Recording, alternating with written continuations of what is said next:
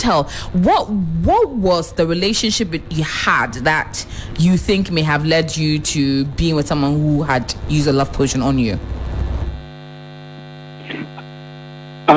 Well, actually, it was a relationship, and it didn't quite work out. And probably after 5 or so years, the same person comes back, and it turned out to be marriage. And after a year within the marriage, everything turned upside down.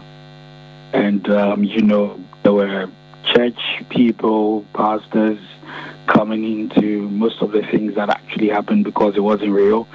And the situation was such that there were instances where I could drive from the home to the church premises in just my boxer and my vest, and I wasn't even aware that I was in the boxers and the vest. And I got there until they were like, "Why are you dressed like this?" And it was all due to most of these problems that actually happened. But most of the advices that I got from some of the men of God who actually listened to my story and actually dived deep into how we even got married, some of the things that they came out with was that it was suspected that maybe something like that was actually done, because there was a time where her mom passed on, and after when her mom passed on, there were instances where if there's an argument, she would make comments like, "You killed my mom," sort of. Exactly. And, all these things, we put, little pieces together, and what actually happened was, I was still getting advices from spiritual men, and what they put together was maybe something was done from her mom with her to actually get me into the marriage. And, these things are not actually real or natural. And so it gets to a point where it's a done deal. So normally when they do these things, it's like every other time you may have to go back to wherever you did whatever to actually say a thank you or to continue. It's like a contract, so every time you have to renew it. But what actually happens is I get to a time that it's either they don't remember or they feel, okay, it's too powerful to actually go sour. And so they don't really go back to say thank you, or they don't renew it, or they forget. How it is, I don't know. But I think when it gets to that point, that is when actually everything just sort of becomes real to you. And you ask yourself questions like, why did I marry this person? Or when did I actually get here? Because most of the arguments, when you listen to it, are not naturally, it's not normal to you as a person. Because if you're arguing with your wife and she goes like, "You killed my mom," I mean, come on. So why would she even say that? So you suspect that it was because of whatever they were up to that led to her mom passing on earlier than her time? Exactly. And so, yes, and that is what even brings about these fights, and that, because whatever was that, you, the man, you are not supposed to deal with her. Whatever she says is what you do. It's like a yes or no kind of a thing in the situation. You get it? So the moment you start challenging, then they realize that, something is actually wrong with what we did. And so we may have to go back and renew. And normally when you are renewing, whatever that was taken from you, let's say if you went and did 1 cedi from you, when you are going to renew this time is 10 cedi. So actually the impact is heavier on the second or the third. So that is where a lot of, there's bloodshed and all. Well, that's my belief actually, because I lived it. It happened to me, and someone might not agree with me, but I know what I saw. So, to clarify, what maybe based on what the religious men around you also saw, what was really what did she do? Like, how did she entrap you? Well, actually, what happens is that normally when we actually met, I remember situations where it's actually like, "Oh, I've made food for you," so you visit occasionally and you go like, oh, when you women do food for the men you like and you go like, oh, I put it on my love and I expect you to eat it. And we the men would also trying to be nice, and of course we want the woman the first instance, so we will eat the food. And normally when you invite her to go like, oh, wouldn't you want to eat with me, she'll say, oh, no, I made it for only you. So in those instances you wouldn't really think anything else because you are in love. I mean, you don't even pay attention to what you're eating. But when things like this happen and you cast your mind back, then that is when you actually go, oh, okay, so this one time when she was like, I made the food for you and she didn't eat it, then maybe something might be in the food, but you never know. But what were the kind of things you did for her that looking back you realized I didn't do this under my own volition? Well, actually, the marriage, because when it actually ended, a lot of people ask questions like, but where did you meet her? And how did you meet her? I had that, like, it became thousand kind of a question from everyone, because it was a lot, and it was the same question. Like, if I meet you in person and actually narrate from 1 to A to Z to you actually what I went through, I'm sure at the end of it you would ask the same question. Where did you meet her? How did you find her? Because there were instances as well when actually a lot of things were becoming quite dangerous because there was always arguments, and so it was a 3-bedroom we were then renting in, so I had to move into the guest room. Oh, wow. So we're not living in the same room again. Yeah, and the kids would go to school and they would tell their teachers. Because I had one teacher call me to say, your daughter actually literally told me that you are actually sleeping in their room, because it was actually their room, and I had to move the kids to the guest room. The guest room was bigger and I thought they would be more comfortable there, but literally not knowing my daughter was took notice of it and told the teacher about it. And one thing too that I found out was when I was in the separate room here, normally I get home and I'm tired and I sleep, and let's say 2 a.m. I just shake and wake up, I'll be standing by the bedside, saying things. She'll be standing by your bedside saying things? Yes. Like, I don't know, normally I don't know what she's saying. Like, she's like, sometimes you like wake chanting. up and someone is praying and you don't really get the words that is coming out of her mouth. Sort of whispering. She was whispering and saying things by the bedside. Like a chant? Sorry? Like a bit of a chant on you or something? Sort of, yeah. So sometimes I wake up, I get so angry and I pull her out and lock my door.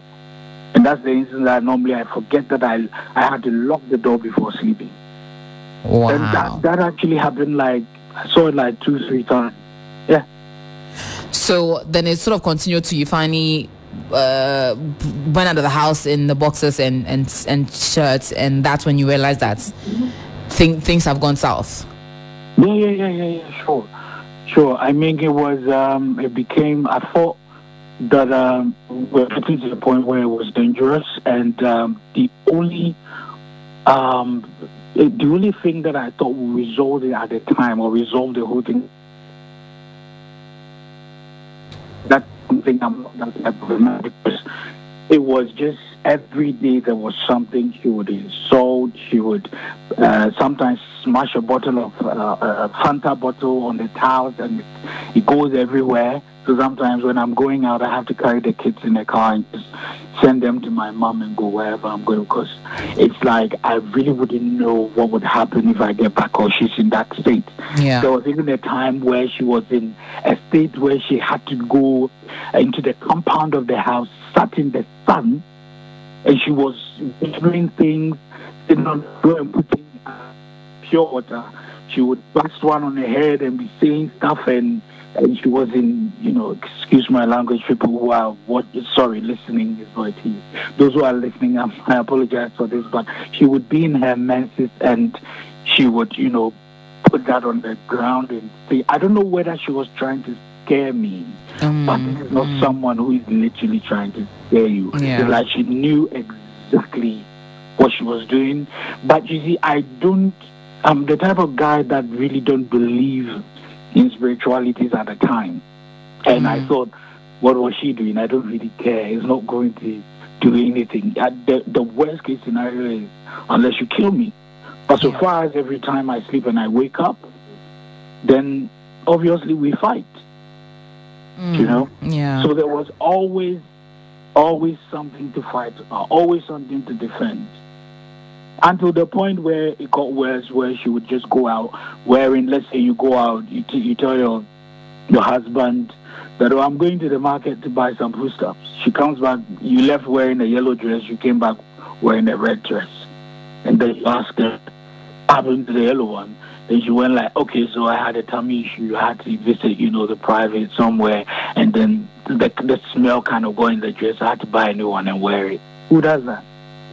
So then another argument comes in, as a man, of course, I would think that there's something going on, yeah.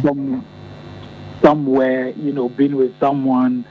So it was actually a lot. It was always something to get me annoyed into this angry kind of a person. And so she told her friends, I'm that kind of an angry man. But, you tell her friends and she tells them another thing. And so literally at the end of the day, we had to call the family and we're like, look, this thing is not working. Yeah. So, and she goes, okay, yeah, I have the kids and I don't care. If you want to get out, you have to get out. Yes, and I did. And I tell you, to be honest, the first day I left the house, I went to sleep in a garage of a friend on a bare floor.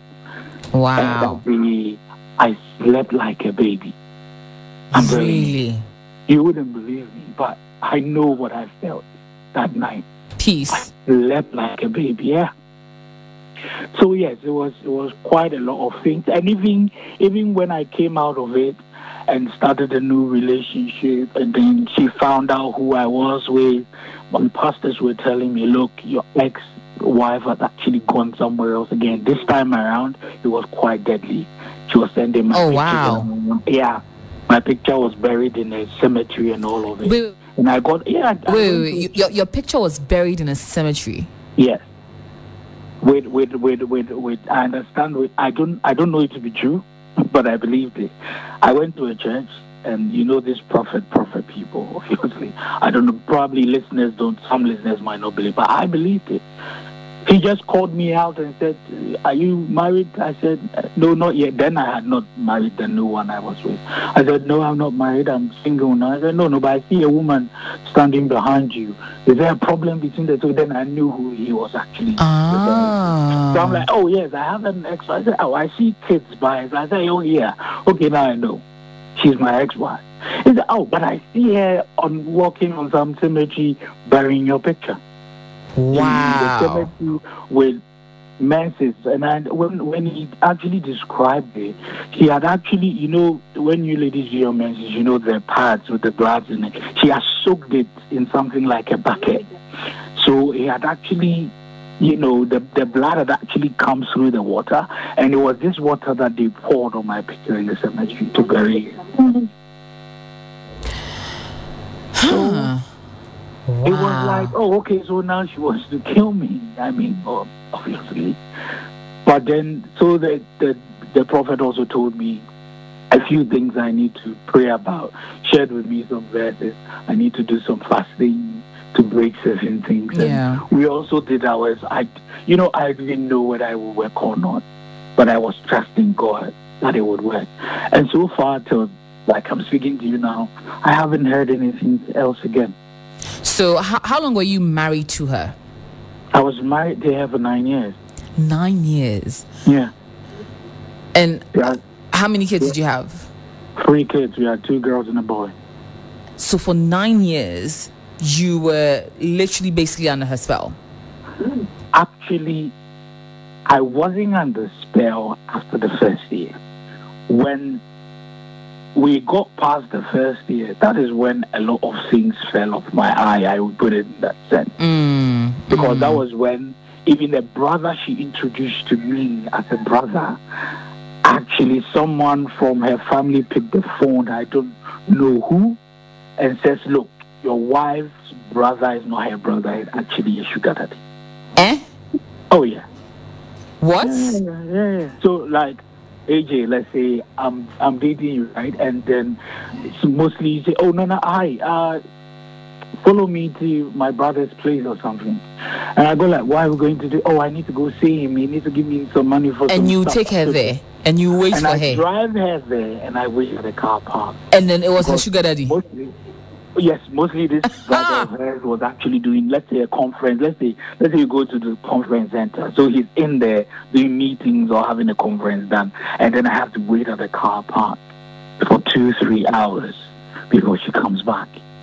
Wow. So you And can safely assume that. Excuse is that my brother shouldn't know I'm dating now, else he's not going to take care of me again. Huh. So you weren't supposed to be around the brother. So you would just take her there. You wait for 2-3 hours in a parking lot while she goes to see her brother. Yes. And it happened not once, not twice. And later on, yes, I was introduced to this brother. In the worst case, you see, when God, it doesn't matter what someone does to you, but what I feel is that if you're not even serving God or going to church and you have a pure heart and a clean mind, things begin to, you see them. This is what you call the red flag. You see them. These red flags, I'm sure, are not coincidences. There are things that tells you, or probably, I don't know if it's angels or if God himself shows you that where you're going is wrong. Because there were times where I'm home, she'll tell me she's not well. She's acting she's not well. And then the brother pops up in our home. Yeah, that's after the marriage. After the marriage, the brother still kept coming around. Yes, he came around, and whenever he's coming, obviously as a brother, he brings what you call it, like provisions here and there, and all of it. Brings a bit of money here and there, and then I knew she was shaking in the bed. Well, whether she was pretending at the time, I didn't know. But after the brother came, then she was more like, "Oh, ask the brother to come in." And within me, I felt no, this is wrong, but I still couldn't say it. So I came out to tell the brother, "Oh, she says she needs you inside." Then and you would go inside. Yes, so he went into the bedroom. Now, let's look at what happened here. The moment the brother came in, she got up from the bed. You know, it's a master bedroom, so the washroom was in there. So she got up from the bed as if to go and vomit. And then, in the process of entering the washroom, she drops her towel. Hey! And I was there. The brother had just entered, so... I was so angry with him, but I could not say a word. But then you thought it was just, a brother, it's an innocent brother. No, that feeling I was having was jealousy. And the moment you feel that inwardly, spiritually, something is telling you that is not a brother. Exactly. It is not an innocent relationship. Exactly. So I could not voice out. I was so angry with myself. I just picked the towel, gave it to her, and then the brother sat on the bed. I was not, even when I left the hall, I was not comfortable. So literally, I would just come. Then our first child was just a baby. It was just a 3 weeks old baby. So I was just literally just coming as if the baby's worrying me, you know. Then I would just, look around, what's happening. Then I go out there. A few minutes going in, I was so uncomfortable. So I think the guy felt it. And then he says, you know what? Look, I need to leave, and he has a wife and 2 kids as well. They were much older at the time. Now a question, knowing what you know about her now and knowing who she was with while pretending that they were their brother, did you ever consider doing, or have you ever considered doing a paternity test, or have you ever done one? Well, it's something that I have thought about. Our divorce and all, there was a whole bunch. Because at the end of the day, when this brother thing came and I even confronted her, she even spelled it out in my face. That yes, and so what, things like that. She wasn't even, I always say this, that if at the time she had even gone down on her knee to say, I apologize, I'm sorry, I don't think we would be here. Oh, really? You were willing to forgive her? Oh, yes, I was. Oh, wow. My child was just 3 weeks old. Do you get it? Yeah. So, because of, I was brought up in that way. You just don't neglect your child because you have a bad marriage. So, it was always something on top of my head. It was always on top of my head. So and she just did not. The mother was there with us. Then she was alive. She also came and said, "Hey, you're calling my daughter a prostitute." I'm like, what? So at the moment, I decided to park out of the house. And when I was going, that was when she saw I was serious. She was like, "Oh, please, you just leave the suitcase." So I was angry, and then I spun around. And my arm just struck her cheek. And not knowing, I think her teeth bit on her side of the cheek. And so there was just a little bit of blood. You know what she did? What? She put her finger in the blood, put it on her face and nose and all of that, and came to tell her mother, "I slapped her in her nose." Yeah. And then she told the mom, "He just called me a prostitute because he found out this person is not my brother." But then how will you lie that someone is your brother when the person is your sugar daddy? This is all the question I was asking. And come and see her and the mom that day in the house. I had to leave and go and stay. There was a pub at my main junction. I had to go sit there and buy a bottle of Coke and sat there almost 8 hours, the whole day. Wow. Until there was a lady living with us, the senior brother's wife. And she was the one that secretly hid and called the lady's father and said, "If you do not come, this young man is leaving your daughter." I didn't even know. I was asleep, 7 a.m. This same lady leaving, the brother's wife came to wake me up. "Why? Said your wife's father and big sister are here." So I came out immediately. The man is like almost 80 years old man. The moment he saw me, he went on his knees and started apologizing. Wow. Leave. And I immediately held him up and says, "Look, I'm not leaving." Then right in front of me, he actually told the wife off. Right. And how can you be in your youngest daughter's marriage? He has done this to this man, which you already know. The family all knows that this man is not her brother, but you all told him that is That her it brother. is, yeah. So instead of And apologizing, if it had come out, what do? You support your daughter to insult him. And that was the beginning of the divorce. It ended in that first year. Wow. But because of the kids, I always say this, I had to stay. But you've never you've never chosen to do a DNA test. Well, I've thought about it, but yes, I was going to say that after the divorce, she's keeping the kids, and she actually told the lawyers. Anytime I had to meet to go see the kids, she didn't want to. And so finally, her lawyer, my lawyer, actually told me, "You know what? Do what you have to do for the kids." She would come around. Okay. And as I say to you now, she's not come around. Yeah. So one day, yes, of course. And these kids will grow. This is what I always say. A lot of people were telling me, "Man, I have to fight it. You have to actually get these kids out of her because she will turn them against you." I said, "Look, she can turn them against me. But these kids will grow up to be young men and young women one day. And they will have a mind of their own." Yeah. And these stories are all there. The family, it didn't happen between only all the family actually knows. And the day I even told the dad that I was packing out of the house, he actually called me and says, "Look, I understand because everything you told me. So if today you are telling me you cannot and you're leaving, I wish you well." Now, to ask, you've moved on clearly. You're now in a relationship. You've moved I'm on. married, actually. You're married now. Yeah. How easy was it for you to, after the experience you had, how easy was it deciding that you wanted to move on to this wonderful woman you've met now and married? Well, it was hard actually. It wasn't an easy decision, but this new person I met actually made it easy because when I actually met her as well, I had lost my job as a consultant with my profession, and it wasn't actually fetching. It was quite very difficult.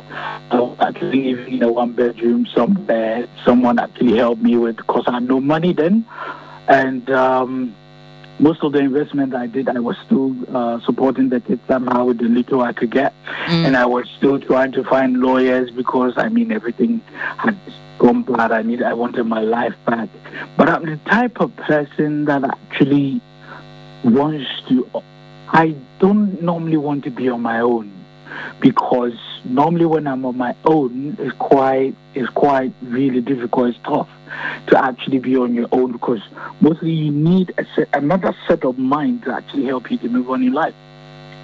And staying alone really doesn't help, because you have a friend who would call you out to a pub or a club. You have a friend who says, I got this girl for you. And then you might come in, do your bits here and there. It doesn't work. You jump on another one, doesn't work. And so, but I feel that when you have someone, it checks you out. Yeah. And then it pushes you straight. Yeah. And so this is the kind of person I was actually looking for. And I was also in a place where I was a bit scared, because, of course, in 2018 thereabout, in Ghana, most of the ladies, of course, everybody wants a flashy guy and a flashy car and a flashy house. If you have an apartment without an AC, no girl wants to be with you, kind of. So it's really, really hard to actually find someone. But some way, somehow, I managed to meet this one. Yeah. And we were just friends. And then it progressed into something amazing. Then it progressed exactly into there, because I needed somebody who tells the truth. And I also obviously told her, look, I have an ex-wife, I have 3 kids, I don't have a job, I don't have any money, but I've got potential. If you want to believe in me, we'll make it. Wow. And yeah, she believed in me, and now I'm a country director to a German company. So. Amazing. It's good. Amazing. Yeah. I'm so happy that in spite of all of this, it had a very happy ending for you. I wish you and your beautiful wife so much more joy, and thank you so much for sharing your story with us. You're most welcome, Major. Wow. When she